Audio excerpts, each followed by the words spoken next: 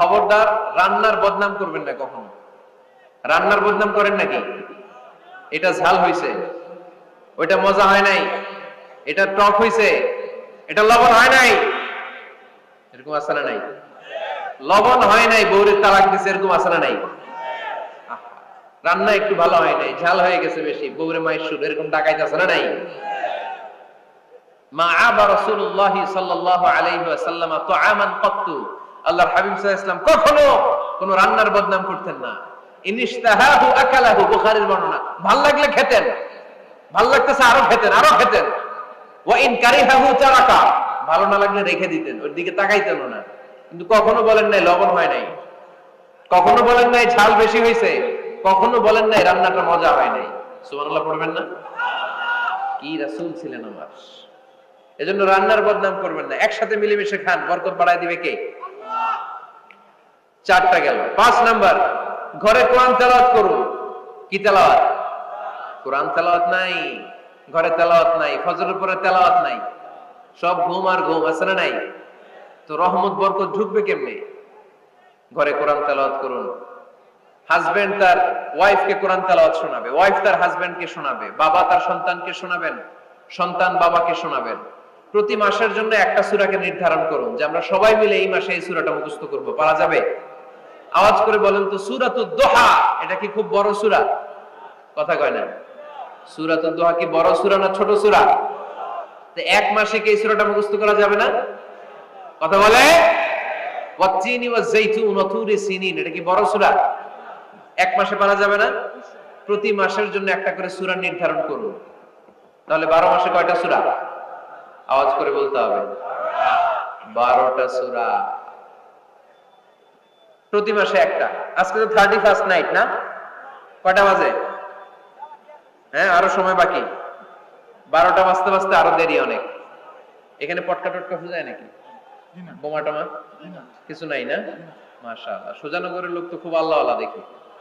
আল্লাহ কবুল করুক। এই যে নতুন বছরের জন্য প্ল্যান নেন, ঘরটারে কি করে সুখী সমৃদ্ধ বানাবেন। প্রতি মাসের জন্য কয়টা সূরা? 12 মাসে তাহলে কয় সূরা? 12 সূরা। প্রতি সপ্তাহে আপডেট নেবেন, খোঁজ খবর নেবেন, কয় আয়াত হইলো তোমার। স্ত্রীর খোঁজ খবর নেবেন, সন্তানের খোঁজ খবর নেবেন, কয় আয়াত হলো। মাস শেষে সবাই সবার কাছ থেকে শুনবেন, ঘরের বরকত বাড়ায় দিবে কে? এরকম ফ্যামিলি আমাদের সবার হোক, আমরা চাই না? হ্যাঁ, স্ত্রী তার স্বামীকে কোরআন তেলাওয়াত করে শোনায়, স্বামী তার স্ত্রীকে কোরআন তেলাওয়াত করে শোনায়, বাবা তার সন্তানকে কোরআন তেলাওয়াত করে শোনায়, সন্তান তার বাবাকে কোরআন তেলাওয়াত করে শোনায়। আপনার ছেলে মেয়েরা যখন কোরআন পড়ে আওয়াজ করে পড়তে বলেন, যাতে ভুল হলে শুধরে দিতে পারেন। এবং প্রতি মাসে যে সূরাটা মুখস্থ করবেন, ওই সূরাটা তাদাব্বুরে কোরআন করতে হবে, অর্থ জানতে হবে। মাতৃভাষায় কোরআনের অর্থ জানার দরকার আছে না নাই? তাহলে ঘরে কোরআন তেলাওয়াত করবেন। আল্লাহ রাসূল সাল্লাল্লাহু আলাইহি ওয়াসাল্লাম আম্মা জান আয়েশা রাদিয়াল্লাহু তাআলা আনহার কোলের মধ্যে মাথা রেখে কোরআন তেলাওয়াত করতেন। সুবহানাল্লাহ নাই? বিয়ে করছেন কারা কারা দেখি হাত তোলেন। বিবাহিতদেরকে সুজানগরে কি বলেন আপনার আঞ্চলিক ভাষায়? বিবাহিত বিয়াতি, আর অবিবাহিত আবিয়াতি। বিয়াতিরা হাত তুলেন, বিয়াতিরা। আবিয়াতি বেশি আজকে, বিয়াতি কম। হাত নামান। স্ত্রীর কোলে মাথা রেখে কোরআন তেলাওয়াত করবেন, পারবেন না? কষ্ট হবে? স্ত্রীর কোলে মাথা রেখে কোরআন তেলাওয়াত করবেন, এটা সুন্নাহ।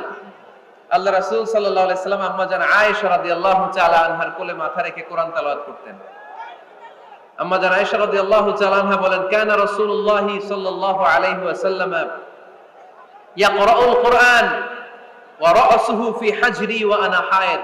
আমার মাসিক চলা অবস্থায়, মেনস্ট্রুয়েশনাল পিরিয়ড চলা অবস্থায় আমার কোলে মাথা রেখে বিশ্বনবী কোরআন তেলাওয়াত করেছেন, আর আমি শুনেছি। চিল্লায় পড়েন সুবহানাল্লাহ। ঘরে শান্তি নাই, কারণ কোরআন তেলাওয়াত নাই। তো কোরআনের তেলাওয়াতও নাই, শান্তিও নাই।